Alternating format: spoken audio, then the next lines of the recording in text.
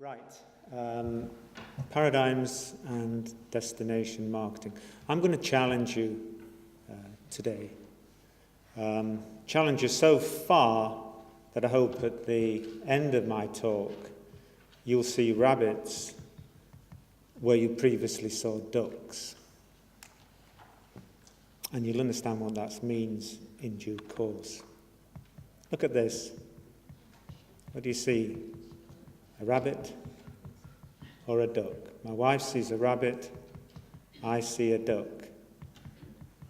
We have different paradigms. Paradigms are how we theorize, how we interpret data. Same data, different interpretation. Two books form the basis of my talk. One I've just written, and it was published just 3 weeks ago. The second, The Structure of Scientific Revolutions, I read over 40 years ago. It was for me a life-changing book because it told me about paradigms, and there was no such thing as objective reality.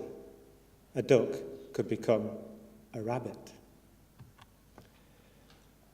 My book has one big message, a message to mind the gap, like the London Underground. There's a huge gap between the theory of destination marketing, which is shared by academics and by practitioners, and what actually happens in practice in the day-to-day world of destination marketing as it is undertaken by the bodies that do destination marketing, the DMOs. We've already heard plenty about DMOs already today. And I believe this gap matters, and I passionately want to see this gap disappear. So I've attempted in my book not only to dissect the gap, but to try then to unite theory and practice with a new paradigm. Paradigms are ways of seeing. Kuhn developed the popular concept of a paradigm as a way of seeing, as a way of understanding the world in which we live. He defined it formally as the constellation of beliefs, values, and techniques shared by members of a given community. The given community here are the scholars and lecturers and teachers of destination marketing, and the guys like Scott, who do it as their day-to-day business. Kuhn's fantastic insight was to show us that paradigms change, that there wasn't a linear development of knowledge. It actually went up and down. And in probably his most famous of phrases, he referred to these periods of change, when the paradigms change, as scientific revolutions. And he says, what were ducks in the scientist world before the revolution became rabbits afterwards. And he cited many examples. One was Copernicus. Before Copernicus, the one thing that was static and stationary and didn't move was the earth, and everything moved around it. Along came Copernicus, saw the same facts, interpreted them differently, and then the one thing that was moving was our good old world. Static became dynamic. A duck became a rabbit. And so it goes on. What you might ask, has this got to do with destination marketing theory? Well, in short, it has everything to do with it. Early last year, two well-known tourism academics, Pike and Page, did an exhaustive, authoritative, masterly review of the literature on destination, which has exploded since the 1990s, and David mentioned some of the reasons why. And they refer to the existing paradigm as the 4 Ps paradigm. And I'm going to refer to it in the rest of my talk today as such. And what they hint at is the possibilities of paradigm change. In my book, I try and bring that forward so that future possibility for Pike and Page can become a reality today if you read my book. To do that, we've got to understand the 4Ps paradigm. And here, rather like E equals mc squared or Newton's 3 laws of motion, it's quite a simple model, as all paradigms nearly always are. There are 3 stages. You select that which is unique about your place as an attractor, so-called USPs in the literature, unique selling propositions, unique selling points. Invariably, these are major, mega visitor attractions. In stage 2, you take an offer to the market based on that competitive advantage. And then at stage 3, you have customers arriving, you have fulfillment. They respond in itch-scratch fashion to the marketing in stage 2, and the DMO and the industry which the DMO serves fulfills that demand, and the DMO or some other body measures the outcomes, typically in terms of jobs, income, business turnover, hotel occupancy levels, some of the KPIs Scott has just been taking us through. So it's simple. It's obvious. That's what destination marketing means. Even to the layperson, you talk to them about destination marketing, that's the basic model they've got in their minds, in their mindset. The model, as David said, arose in the 1980s, got a firm grip in the 1990s, and then it became orthodoxy in the new millennium. And the buzzwords, inevitably because of the nature of the paradigm, are unique, competitive, advantage, and above all else, difference. You must differentiate your product. And so just 2 examples here from the academic literature. And you can see these buzzwords reflected throughout. I mean, just look at Morrison, the quote at the end. Look how many of those buzzwords he crams into 2 sentences.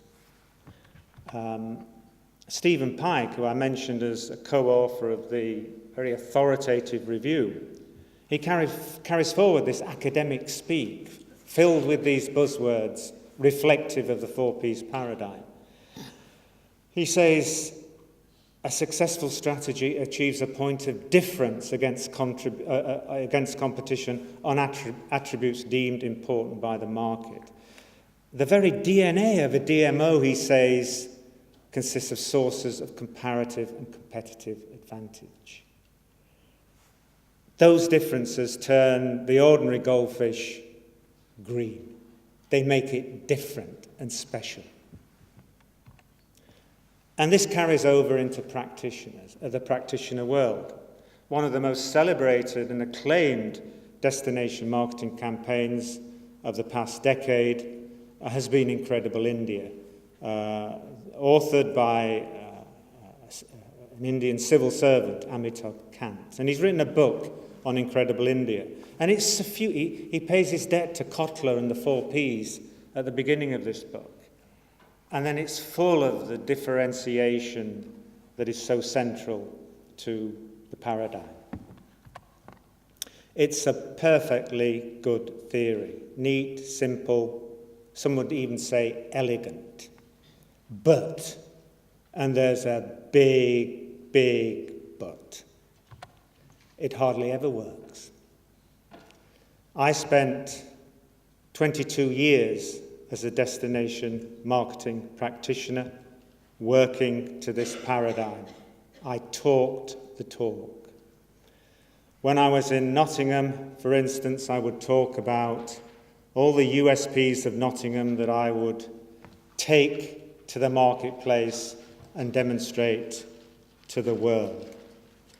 I had sound bites. So whenever I was asked, John, what are these DMOs that you're heading up and setting up, what do they actually do? And I would say, well, they market the difference. They market competitive advantage, stage 2 of the paradigm. But all the while, throughout those 22 years, the guides, the brochures, the promos that I produced or my organisation produced did exactly the opposite. They promoted everything remotely pleasant about the place I was promoting. So I talked the talk, but I wasn't walking the walk. And it took me 2 years after leaving the DMO world to recognise that for 22 years I had not walked the walk. That's how paradigms work. If you look at the academic literature, compare it with practice, and it seriously distorts and misleads. The literature is full, reflecting the very nature of those 3 stages in the paradigm. It's full of destination branding and differentiation and positioning and market segmentation and resource audits, PEST, SWOT, some of the acronyms. They hardly figured in my 22 years. What did loom large in terms of shaping the scope and content of the destination marketing were politics, finance, partnering. Look at the literature, and those things are almost invisible. Shh, it's a secret. So, students reading the literature, they can know all this stuff about branding, differentiation, positioning, and then the guys who are actually doing the destination marketing, it's not part of their world. So let's deconstruct this 4-piece paradigm in a bit more depth at each stage. What is it with these USPs that are so fundamental to attracting visitors? Well, the lie to USPs lies in this little exchange. Over 250 years ago, Boswell and Johnson are sitting in a London tavern, and they're deciding where to go on what we would now call their next vacation. And Boswell's keen to go to Ireland, particularly Dublin, but Johnson's having none of that. So Boswell has to come up with a second destination, place to visit. And he says, is not the Giant's Causeway worth seeing? And Johnson says, worth seeing, yes, but not worth going to see. And that is such a crucial distinction which so many destination marketeers, academics, people who work to the paradigm don't get. Every place has something worth seeing, but very, very, very few places have something which will actually, in its own right, trigger a visit. USPs, as far as destinations, that all-important level that David referred to, they either do not exist. This is Gothenburg, one of my very favourite cities. I've been there 7 or 8 times as a tourist, but it doesn't have a recognisable USP. The one that the literature quotes endlessly, time and time again, is the Eiffel Tower. That's one of these stage 1 USPs. Does it trigger visits? No. I've been to Paris a dozen times. I've only ever been to the tower on one occasion. And on that occasion, I never went because of the tower, or Montmartre, or the Seine, or whatever. You can see these 2 lovers here have a completely different agenda to USPs. And that's the reality for us all, virtually. You'd be very sad if you went to the Eiffel Tower, or say you went to Prague for the Charles Bridge. Oh, of course, go to the Charles Bridge. You don't go because of it. Worth seeing, but not worth going to see. So you see, the four-piece paradigm starts at stage one with its arms and hands tied right behind its back. It's malfunctioning from stage one. Pragmatism rules, not USPs. There's a wonderful quote here from my book where the head of marketing for Visit York is saying, in academic marketing terms, the obvious logic is to identify USPs. The reality of the situation, how true this is, the USPs of York, 2,000 years of history, cobble streets, etc., they're replicated in other places like Bath, Chester, Durham, Salisbury, and so on. Essentially, we have the same core product. None of us has that absolute unique USP like the literature says we have, like the four-piece paradigm dictates. So we are pragmatic about what we market and how we market, and how true that is of my 22 years, my 22 long years as an urban destination marketeer. Reflecting the problematics of USPs, but ultimately reflective of much more deep-seated factors, is the second stage, where you take this differentiated product to market. But do DMOs take a differentiated product to market? Well, here is one of my favourite cities again. It's Göteborg. And what they've got here are the savouries and croissants you can find just about anywhere in the world. Outside, you'll find them outside this lecture theatre. For my book, I did a survey of 60 leading European cities and the content of websites and promotional videos produced by the DMOs. In no less than 58 of those cities, there was a marketing of just about everything, as with Gothenburg below. Here we're at the port, but it could be Porto, it could be Glasgow, it could be Rotterdam. 58 were marketing everything. Just 2 marketed the difference. One of those was Vienna, which did it in a systematic fashion, using its now or never brand to systematically weed out what it didn't want to promote so it could hone in particular, on imperial heritage. And not even imperial heritage in general, but the Spanish riding school and 1 or 2 other, what it calls, brand drivers. To illustrate the marketing of everything approach, last week I was in Porto and I talked to the local DMO and they showed me this promo.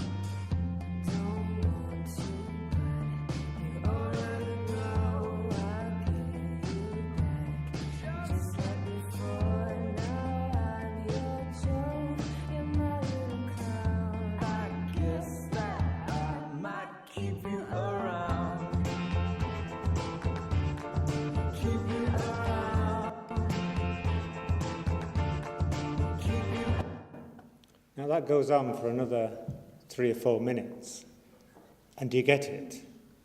Everything remotely pleasant about that place is in that video. Is that marketing the difference? Or is it marketing everything? I know what I think it's marketing. So, marketing of everything rules okay. Belgrade Visitor Guide 2014, forward by the acting director of the tourist organisation. He ends by saying, everything is here in Belgrade, everything is Belgrade. In that guide were 14 McDonald's eateries. Marketing the difference or marketing everything? In an urban context, what I find depressing about marketing everything is it contributes to globalization. Rather than actually being what it should be, an antidote to globalization, it becomes an anywhereness, like you've just seen in that video. If you compare that with other DMO videos, then remarkably similar images appear in the brochures, social media videos, and so on. Planes landing, subway systems, young people eating, drinking coffee, people swimming, young people bouncing on beds, elderly people going around, grey-haired people going around museums. When you actually talk to the guys who produce these videos for the DMOs, they tell me the pressure to include everything, and particularly symbols of modernity, comes not from themselves, it comes from the DMOs. So in an urban context, there's a kind of anywhereness rather than somewhereness which flows out of this. And in this urban context, it contributes to that bland and monolithic standardization of 21st century cityscape, which we call globalization. Why, you might ask, should there be marketing of everything? In part, it's to do with the problematics of USPs, but much more fundamentally, it's about realpolitik. It's about the way DMOs are funded on a multi-stakeholder, multi-commercial membership basis. So when 2 years ago, Lonely Planet Guide said Yorkshire was one of the best of the 10 top regions in the world because it had the rolling moorlands of the Peak National Park and it had the historic heritage of York. Imagine what would happen if Welcome to Yorkshire concentrated on just those 2 USPs. What would Sheffield say? What would the world's first seaside resort, Scarborough, say? What would Harrogate, the renowned conference town, say? What would Yorkshire's largest city, Leeds, say? What would the other 2 national parks in Yorkshire say? All hell would break loose. And if you tried to concentrate on historic heritage in York, what would happen? There'd be an outcry. Here's a quote from a former chief executive of York, and she paints the picture very vividly here of the realpolitik, how they'd found history, in fact, was putting off visitors. Unlike Glasgow, Manchester and Leeds, York was not seen as modern, cultural and dynamic and as having a bit of something new to offer. So we moved away a bit from history, but when we did that, the historic attractions and bodies like the Civic Trust were up in arms. Why are you ignoring our USP, they said. Looking back, we could have done more with our competitive advantage, our historic heritage, but it is difficult when you are driven by members and by visitors and journalists who are always looking for something fresh and new. And all the while, Innsbruck and Vienna remain these stubborn exceptions proving the rule. Their marketing competitive advantage. Vienna here, not even promoting music generally, not boy bands generally, but the Vienna Boys Choir, a competitive advantage. They are stubborn exceptions precisely because their funding base is so secure, derived it is from tourist taxation, and relative to other DMOs in Europe, it is so huge. The budget of Innsbruck is over 40 million. Vienna Tourist Board has an annual budget of 25 million pounds per year. And because of that very secure funding base, they can afford to say no where others cannot. So Vienna Tourist Board does not promote nightlife and shopping, good as it is in Vienna, because London is better for shopping and Berlin, it says, is better for nightlife. So we don't promote them at all, but we will promote our distinctive Viennese music, of which the Vienna Boys Choir is a part. Stage 3 is where destination marketing brings in the business, question mark. What goes on in destination marketing is a lot of what I call passing off, and there are marketing evaluation studies. Here is a very cheesy example of passing off. It was produced a year ago or so ago by the Destination Marketing Association International, which is a kind of trade body which speaks for visitor and convention bureaus, mainly in Canada and the States, but it purports to speak for visitor and convention bureaus worldwide. So look at what it says in this video extract. They're the people who create lifelong memories with the mantra, "Let me tell you why I love it here." They promised days would move a little slower, accents would be a little thicker, and life would be a little sweeter. Their promise brought us here and brought us closer together. They create great jobs for area residents. 1 in 11 jobs on the planet are supported by travel and tourism. Everything that they do to sell this community today ensures that I have a job tomorrow. They inspire travelers to move and be moved in places around the world. The videos, the photos, the ideas, the itineraries. Then they told us about this amazing spot on the river at sunrise. We would have never found it on our own. Every group they book, every successful campaign they launch creates great jobs for local residents. Jobs that can't be outsourced. They brought in 2 conventions last month. Never got out of my cab. I made so much extra money, I was able to buy my daughter the prom dress she really wanted. Today, 600 individual organizations invest $2.2 billion yearly, inspiring people to discover destinations around the world. It's so much more than we give them credit for. Tourism investments pay big dividends. Jobs, commerce, tax revenues, even quality of life. Their passion, commitment, and partnerships fuel travel and tourism spending, which now totals $6.6 trillion globally. I plan so many meetings and I'm responsible for so many details. They're like my secret weapon. Their local expertise saves me time and money. For the first time in history, more than 1 billion people travel to places marketed by these extraordinary organizations and individuals. They are the people who believe there is no place like their hometown, or city, province, state, or country. They are called official destination marketing organizations. You may know them as tourism offices or convention and visitors bureaus, but they are powered by real people with real passion. Believe and invest in what they do and share in the rewards. Now, the implication there is that DMOs throughout the world are responsible for 1 out of 11 jobs, 1 billion trips, and $6.6 trillion.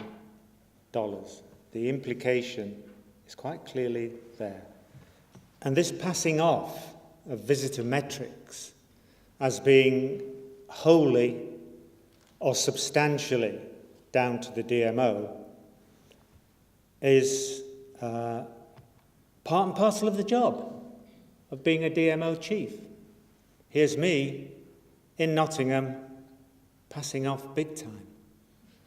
In response to a question from a journalist, I'm going to grow tourism by 50% over a 10-year period, and that's going to be down to me and the DMO.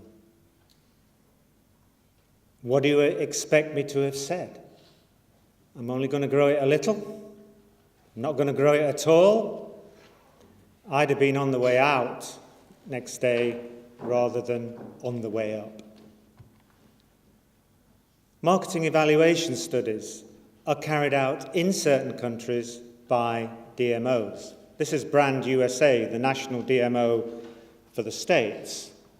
Its assessment of its 2013 marketing campaign. Those campaigns cost $72 million.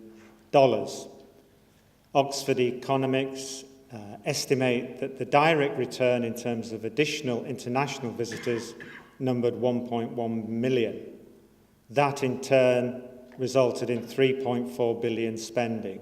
Divide the $3.4 billion spending by the $72 operating expenses and you get an ROI of 47,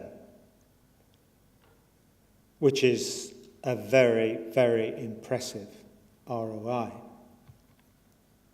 I believe marketing evaluation studies such as these are pure make-believe. The issues here are the complex nature of tourist destination choice, and how do you authoritatively disentangle the effects of what I think intuitively are slight DMO marketing influences from other marketing influences like the hotels and the airlines. But much more importantly, how do you disentangle those effects from the fundamental psycho-sociological forces which underpin our decision to visit a place? How many here in this audience have ever visited a place because of DMO advertising and promotions? I've asked that in several cities around the world, trailing my book, and I have just one person who said they had been. To be fair, many DMO chiefs and professionals recognise that it is impossible, because of that complexity and the disentanglement problem, it is impossible to quantify share. Open and transparent and honest as they are, Vienna Tourist Board tell you that. We are unable to quantify the VTB share because of those very same problems.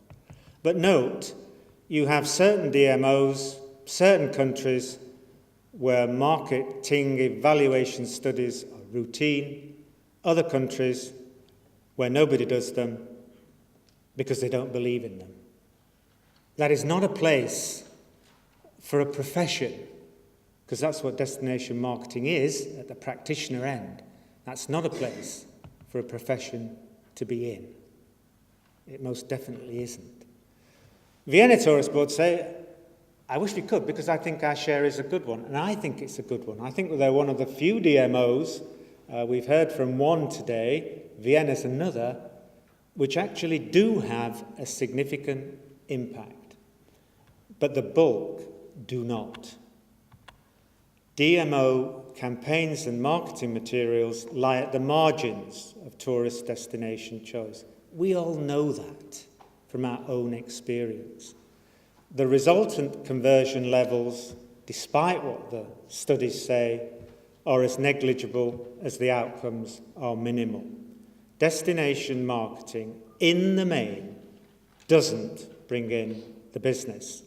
The prime influences are reputation, advice of friends and relatives, previous experience, mediated by these psycho-sociological factors. And thus arises what I refer to in my book as the destination marketing paradox and credibility gap. Not only do DMOs have a core purpose upon which they are by and large failing to deliver, they are unable accurately and convincingly to measure the extent of that failure or success in the case of the exemplars like Glasgow and Vienna. This is like the president of Ford Motors saying, hang on guys, I don't know how many cars have rolled off the production line or been sold in the shops in the past year. It's an Achilles heel for DMOs. But the 4Ps paradigm doggedly endures, and DMOs continue to talk the talk of bringing in the business. And industry experts like Simon Anholt here confirm. Destination marketing, relatively straightforward business. DMOs can be fairly sure of increasing tourism arrivals as long as they have enough marketing expertise and patience. Tourism academics concur. Destination marketing does bring in the business. Or they prevaricate. A wonderful example of prevarication is Pike and Page's exhaustive 2014 review. In the penultimate section, they ask the billion-dollar question, to what extent is destination marketing working? They then, over the next 3 or 4 pages, review all the studies, and one by one, those studies indicate it's not actually working in terms of bringing in the business. But do they, having set the question, then answer? No, they can't. They work to a 4Ps paradigm in which not bringing in the business is as unthinkable as taking an undifferentiated product in the marketplace and the destination being bereft of USPs. So in a nutshell, ladies and gentlemen, I believe the 4Ps paradigm is broken at each of its 3 stages. And I know I'm thinking the unthinkable because I'm outside the paradigm. I'm saying DMOs don't bring in the business, they don't market the difference, and destinations don't have USPs capable of generating visits in their own right. So I'm in danger of becoming a bit like Trevor the sheep. He thinks the farmer and the dog are up to something, but the rest of the sheep don't. And rather like Trevor the sheep, I'm out there now, probably in a minority of one, but like Trevor the sheep, I think I'm right. So I've had the temerity in my book to propose an alternative paradigm, which I call the dynamics of destination marketing. This puts politics, PPP, public-private partnership, DMO resourcing and business culture to the forefront. It weakens the concept of USPs and talks about general levels of accessibility, venues and attractiveness. The reason I go to Göteborg. And it also puts effectiveness of DMO marketing in the sense of the staff and the massively variable degrees of professionalism.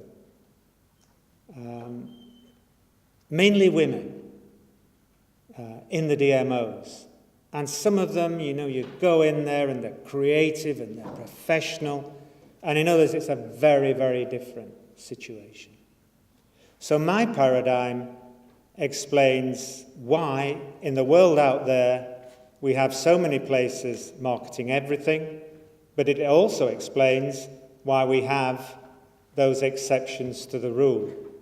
It also accounts for why there are so few DMO exemplars doing things like bringing in the business and so few destination winners. The implications for academe, have I got it right? Will the paradigms change? I don't think so. Maybe I'm being too skeptical, but I think that caption says it all. Why ruin a perfectly good economic theory?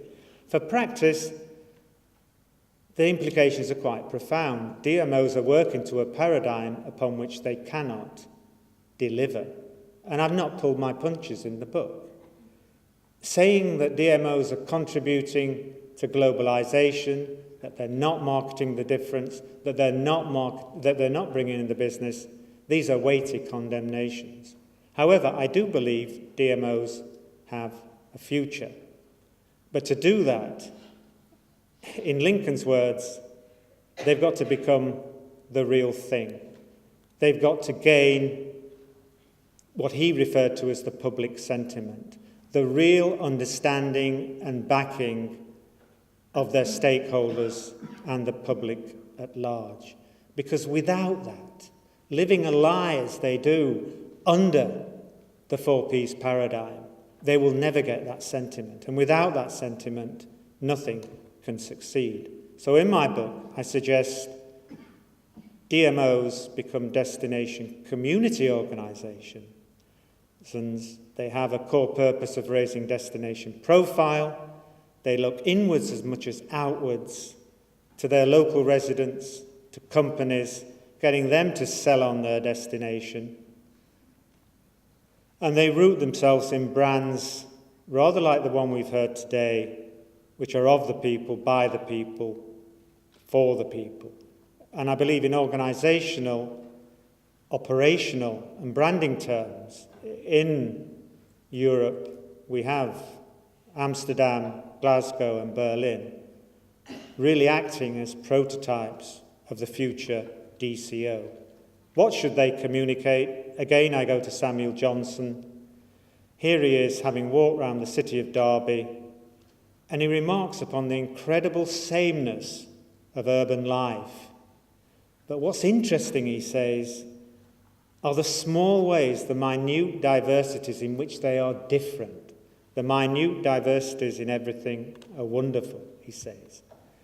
And that's what destination communication organisations should hone in on. Not marketing everything, but like this wonderful bookshop, which I visited in Porto, a wonderful, minute diversity. So where, to wrap up, does that leave you? Are you, like me, now thinking the unthinkable? Have I got somebody out there who's going to turn my world from a minority of 1 to maybe a minority of 2 or 3? When you look at this, do you see it as marketing competitive advantage, or do you see it as marketing the difference? Do you see it as contributing to globalization? Hong Kong, Asia's world city, really does seem to say that, doesn't it? Do you now see rabbits where once you saw ducks? Thank you for your attention.